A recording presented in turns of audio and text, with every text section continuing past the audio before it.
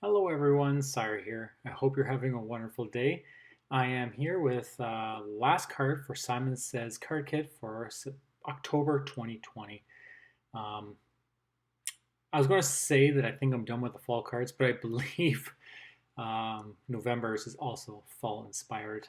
I got it a couple weeks ago. I just been really behind on posting my videos, but nonetheless, another fall card. I hope you enjoy it.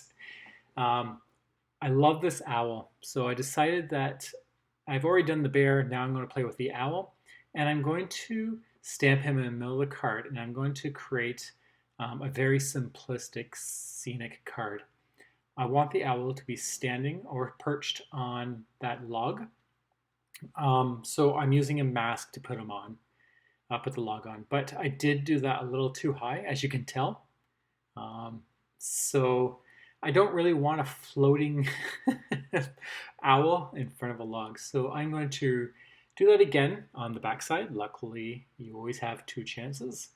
And I'm going to do the same thing. Stamp the owl and then put my mask on, which I just use a piece of printer paper. You definitely can use Post-it notes or masking tape or any of those things. Just You just want to make sure that your stamp is covered so that when you put the log on, in this case, it doesn't go over top of your previous stamp. So the second time, definitely a lot better. He's perched right in the center and I love it. So for this card, I am going to use my Prismacolor pencils, but I am not going to keep the video of me coloring it. If you would like to see it, I do have it recorded and I can definitely post it on my YouTube channel. Just let me know and I can set that up. Otherwise, it was about an hour long to color that. Not in 55 minutes, I guess, and then an hour because I'm still going to show you some of the final touches. So it definitely takes me a while to color something even as small as this.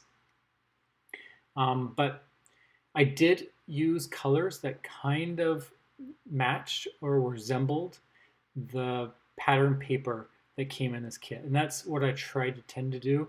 That's what I tend to do, is to find colors that match so that when I finally come down to picking one of my pattern papers, at least I'm already following the color scheme.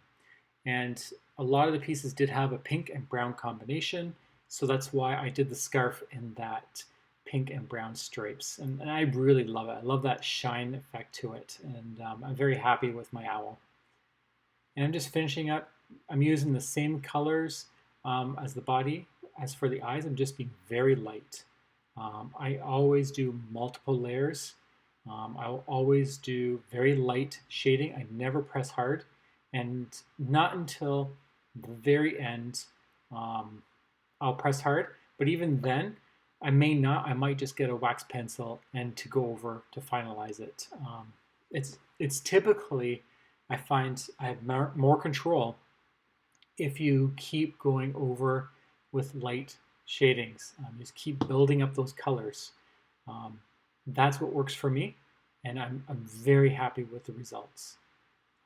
That's one benefit of the pencil crayons versus markers is if you do one layer of a color that doesn't look right, you can definitely, in most cases, I should say, go over it. So I am using two color greens. I can't remember them off the top of my head. They are probably marine green and sandbar brown. Those are the two colors I've marked down. I just don't know which ones are which.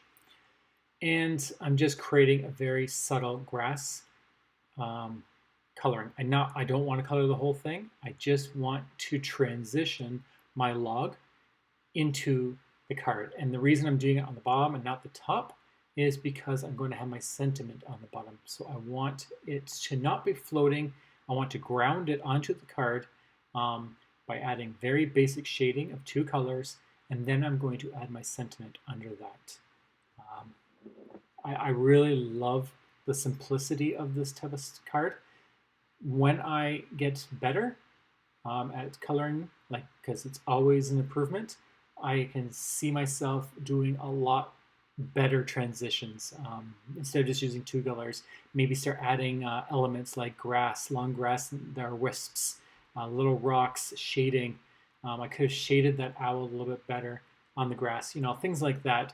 But I am just starting with my pencil crayons, so this is definitely really good to me. I'm very happy with it. So there we go. There's a pattern piece. I actually was mocking this one because it had all the colors I was looking for. So it just ended up, I decided it was the best fit. I also cut a piece of brown cardstock. I don't know the dimensions. It really doesn't matter. If you want to follow along with this, choose any size you want. Pretty much, I just gave it, I believe, an 1/8 of an inch on both sides of the brown, and then 1/4 of an inch around for the pattern paper, because I don't want that pattern paper to disappear. That's another focal point I want. I want it to tie it in with the picture, so I'll give it a much thicker border, and then the brown is just to separate it. I could have done a 1/16 of an inch, but I want it a little bit thicker. My sentiment is absolutely adorable. I love those typewriter type fonts, especially simple ones like this. And I put it on the bottom saying, "Hey friend." Really cute. I absolutely love those fonts. And I'm just going to heat set that using some clear embossing powder. Give it a little bit of shine. And I should say, I'm really sorry for my mat. It absolutely looks really dirty on this voiceover. So if you've been looking at that and not my card, I'm sorry. I really need to clean that up. I blame it on the glue. I don't see it until it's too late. I am going to use some liquid glue, and I'm going to put some acrylic blocks to weigh it down. I should have used double-sided tape because I heat set that so it's worked, and it was a pain to get that glue to adhere. It kept wanting to bump up. So throughout this talking, you're going to see me do it a couple times and press down and keep pressing down on that. I didn't learn my lesson, so I'm going to glue this down on another piece of paper, and I'm going to center that right in there, right in the center of the pattern paper. Really like this. Simon Says card kits have wonderful pattern papers. You can never go wrong with them.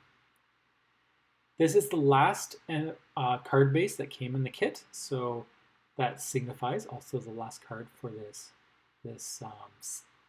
kit. It just happens to be the way it is.